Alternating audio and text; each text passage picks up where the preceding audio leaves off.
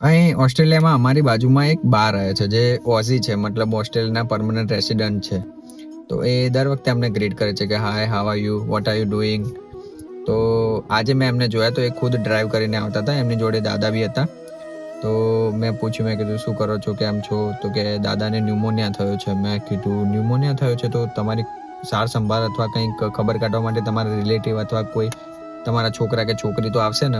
તો કે હા, મારી છોકરો બી છે ને છોકરી બી છે. છોકરી નર્સિંગમાં છે અને છોકરો બી વેલ સેટ છે. તો મેં કીધું એમને જાણ કરી તમે? તો કે હા, મેં જાણ કરી, પણ એ લોકોને છે ને લીવ નથી આપતા, અને જો લીવ લે તો એમાંથી પૈસા નથી આપતા. તો બસ અમારી તો અહીંયા કન્વર્ઝેશન પતી ગઈ. પણ વિચારવા જેવી વસ્તુ એ છે કે એ છોકરાઓને પોતાના મા બાપ કરતાં પોતાના ડોલર વધારે વાલા છે.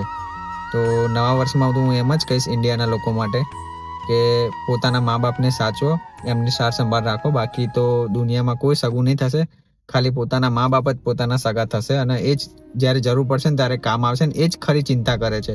બાકી બધા કહેવાવાળા કે હા અમે આમ કરી લઈશું, તેમ કરી લઈશું, તમારે જરૂર પડે ત્યારે આવી કોઈ નહીં આવતું. ભૂલી જવાનું, કોઈ નહીં આવે. ખાલી મા બાપ જ છે કે જે આવશે. બરોબર? એટલે નવા વર્ષમાં પોતાના મા બાપને સાચવો અને ફોલો બી લાઈક મીત.